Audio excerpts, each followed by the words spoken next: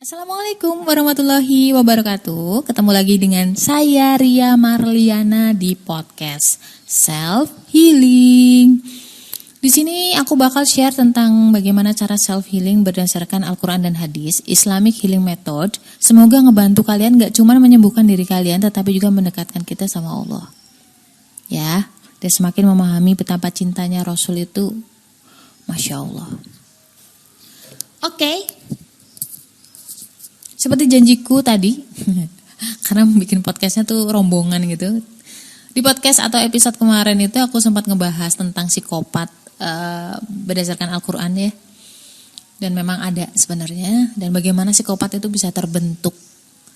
Mungkin ini agak bertentangan dengan teori psikologi yang lain, tapi aku gak peduli. Karena memang landasan aku adalah Al-Quran sama hadis. Kalau misalkan science itu berjalan seiringan dengan Al-Quran dan hadis, saya ikuti. Tetapi kalau misalkan tidak atau berlawanan, maka saya lebih memilih untuk mengikuti Al-Quran sama hadis. Ya nuwun sewu banget kalau misalkan saya gak bisa menanggapi perdebatan. Karena memang kitab sucinya udah landasannya udah beda gitu. Jadi buat apa? Ya kan? Malah debat kusir. So, kemarin udah ngebahas tentang psikopat dan bagaimana psikopat itu bisa terjadi atau ada di diri kita. Entah itu fisik atau mentally, tapi memang semua berawal dari hati ya. Karena Rasul bilang bahwa segumpal daging itu baik, maka baik seluruh tubuh. Dan kalau misalkan ada segumpal daging yang gak baik, maka gak baik juga seluruh tubuh. Dan segumpal daging itu apa teman-teman? Yes, betul. Segumpal daging itu adalah hati. Dan lebih tepatnya bukan hati secara fisik, tetapi kolbu. Orang yang mungkin sudah pernah membaca tentang psikologi Islam, membacanya bukan hati secara fisik ya, tetapi hati secara emotion. Oke, lanjut dulu. Untuk kali ini karena kemarin udah ngebahas masalah itu, apa tadi? Psikopat. Aduh please deh mbak, jangan buat mainan. Oke. Psikopat. Sekarang aku bakal ngebahas golongan darah yang rentan jadi psikopat. Ngeri gak tuh? Ya, gimana ya? Emang hidup itu kalau nggak ngeri, kita nggak ingat sama Tuhan sih. Jadi jangan kemana-mana, stay tune di sini. I'll be back.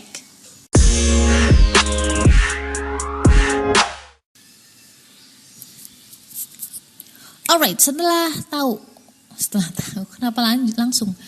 Balik lagi bareng Ria Marliana di podcast Self Healing. Setelah tahu artinya psikopat ya, yang bahwa dia menyiksa dengan sadarnya, alam sadarnya, dia menikmati penyiksaan itu. Sekarang kalian sering gak sih kepikiran bahwa sebenarnya mereka tuh bisa gak sih, karena aku kan observasinya di golongan darah ya. Kepikiran gak sih mereka itu sebenarnya rata-rata golongan darahnya apaan? Nah, kalau yang belum dengerin episode sebelumnya, lu bisa dengerin episode itu deh. Karena rugi kalau gak dengerin.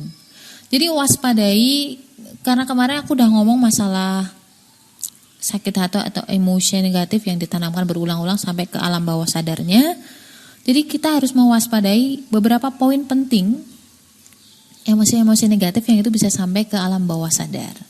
Jadi kayak misalkan terlalu disakiti saat kecil, karena saat kecil kan masih dominan banget perasaan, tidak ada filter di situ, dan juga perlakuan negatif orang dalam hidupnya. Biasanya orang dekat, ya kan?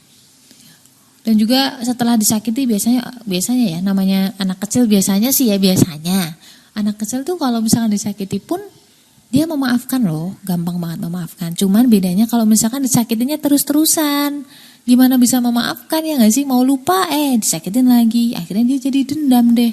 Dan dendam itu bisa dia pendem dan ditanamkan terus-menerus dalam waktu yang lama. Nah ini poin penting banget. Sehingga dia bisa hilang kepercayaan kepada semua orang. Nah itu tuh. Pikiran-pikiran negatif itu lama-lama tuh dia simpan di alam bawah sadar. Jadi ketika dia besar, kan karakter manusia itu akan terlihat kira-kira usia 18-an tahun. Atau misalkan dalam Islam tuh disebut sebagai usia baligh. Kalau laki-laki kan sekitar 17 tahun. Kalau cewek itu mungkin lebih awal ya, saat menstruasi. Nah, secara sadar dia sih berpikir bahwa aku udah maafin dia gitu.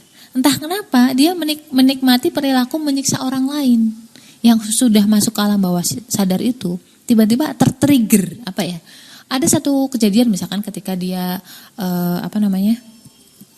nggak sengaja menyiksa gitu. Orang kan biasanya ngeri ya kalau misalkan menyiksa pihak lain. Tapi dia ngerasanya kayak dalam hati aku kok kayak aku menikmati ya, kok aku seneng ya. Bahaya itu. Jangan-jangan ada potensi. Ngopi lagi. Nah, kita coba bahas di golongan darah B dulu ya.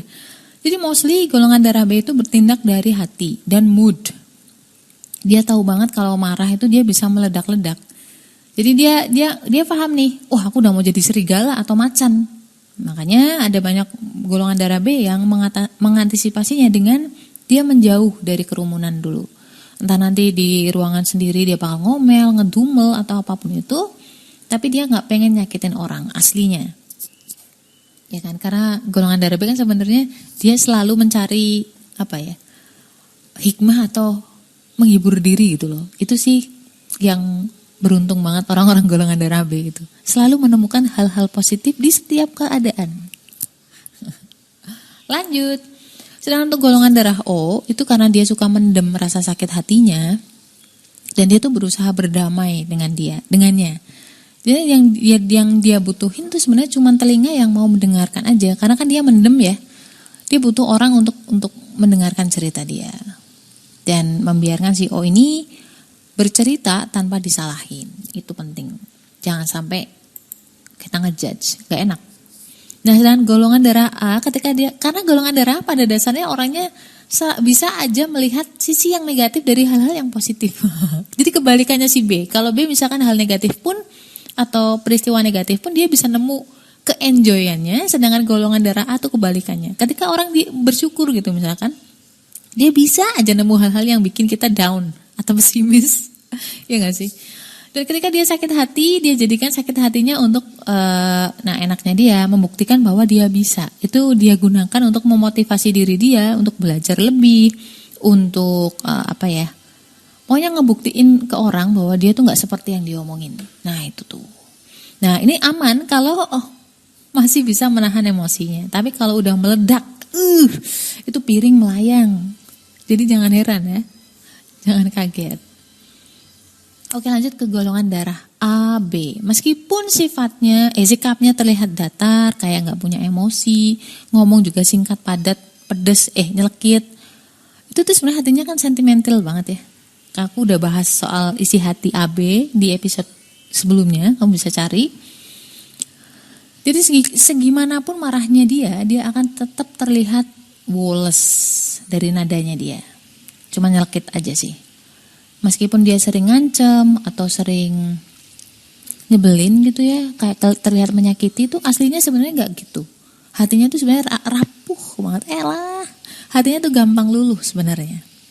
Jadi karena golongan darah AB ini antara dia sakit hati tetapi dia juga nggak mau merugikan diri sendiri dengan dendam. Nah ini yang agak menyelamatkan dia. Jadi golongan darah apa mbak yang rentan? Ntar dulu. Nah ini kekuatan doa. Kepribadian itu kan kaitannya erat banget sama emotion atau hati ya. Dan yang bisa ngebolak-balikin hati itu Tuhan. Aku di episode sebelumnya udah bilang tentang kekuatan sholat di alam bawah sadar. Jadi kamu bisa cek di situ. Entah ini kalian percaya atau enggak, lu bisa deh gitu. Coba aja sendiri di hidup lo. Jadi buat saya kekuatan doa dan minta doa agar kita selalu istiqomah dan dalam hidayah atau dalam lindungan Allah itu penting banget. Penting banget. Jadi siapa yang paling rentan Min? Semua Goldar punya celah sakit hatinya sendiri-sendiri. Namun ketika masih kecil, Goldar atau apapun itu belum terlalu berpengaruh terhadap kepribadian. Dan yang sangat berpengaruh adalah pola asuh dan juga kenangan-kenangan di masa itu. So kita tahu sebagai seorang Islam ada doa Robbi firli wali walidayya warhamhuma kama rabbayani shaghira. Di situ ada sesuatu doa atau statement yang ditanamkan Allah di situ. Apa coba? Ya Allah lindungilah ayah dan ibuku. Ya Allah sayangilah ayah dan ibuku seperti mereka menyayangiku di waktu kecil. Ada perintah orang tua untuk menyayangi anak-anak kecil dan juga ada statement yang ditanamkan Allah bahwa orang tua mereka tuh sayang. Itu indah banget sumpah. Masya Allah bahwa Aku juga baru sadari itu. Doa itu tuh keren banget.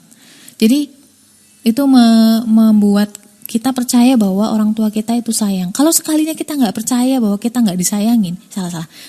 Ngomongnya gimana sih? Kalau kita percaya bahwa orang kita sayang, itu hubungan kita pasti bagus. Dan insya Allah emosi kita bagus. Karena saat kecil itu masa-masa krusial banget untuk membentuk kepribadian. Itu kadang-kadang aku mau nangis kalau cerita itu. Tapi sebaliknya ketika kita percaya bahwa orang tua kita itu benci sama kita, itu sumber penyakit yang akan terlihat nanti ketika usia 20 tahunan atau 18 tahun nanti. Dan itu pengaruh banget, sumpah. Demi Allah aku gak akan bohong masalah ini. Udah Mbak, jangan nangis. So buat kamu-kamu yang mungkin saat ini lagi ngalamin merasa bahwa kamu bermasalah dengan orang tua, percaya aja bahwa mereka tuh sebenarnya sayang, cuman caranya mereka mungkin kita nggak setuju. Tapi percayalah sebagai orang tua, saya udah punya anak. Itu ibarat kata saya harus pasang badan untuk menyelamatkan mereka. Insya Allah saya lakuin. Cuma memang kadang-kadang kan keceplosan ya, lagi capek gitu tiba-tiba marah-marahin anak aja. Dan jangan sampai anak merasa kita sebagai orang tua gak mencintai mereka. Indah banget gak sih doa tadi? Ya Allah. Jadi gitu, yang paling penting adalah itu ya guys. Di waktu kecil jangan sampai anak kehilangan kepercayaan tentang diri berharga mereka. Itu penting banget. Kayak plong gitu sih ngomongnya. Sobat kamu yang mungkin masih ada masalah, terus gimana cara ngobatin trauma masa lalu atau trauma alam bawah sadar, insya Allah, Allah udah kasih obatnya di Quran dan hadis. Kita akan bahas next ya, insya Allah. Semoga aku dikasih kesempatan dan kasih ilmu hidayah dari Allah juga.